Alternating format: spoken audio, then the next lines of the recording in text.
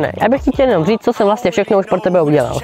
Nejdřív jsem na 3 tiskárně vytiskl 500 přívěšků, který jsem pak šel a rozdal mezi lidi v Hradci Králové v Auparku. Jenže mi hnedka první den došlo, že 500 přívěšků mezi lidi prostě nejde rozdat. Takže jsem na každý přívěšek jednotlivě přidal papírek s mým kanálem a to, že mají dát odběr.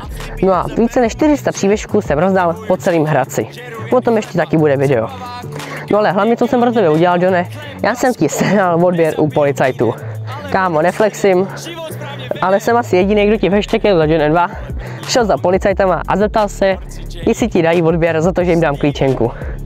Takže jsem ti sehnal prostě odběr u policajtů. No, jestli dobře počítám, tak do konce soutěže bývají už jenom 2 dny. A já jen doufám, Johne, že vybereš dohromady správně těch 8 lidí. Takže...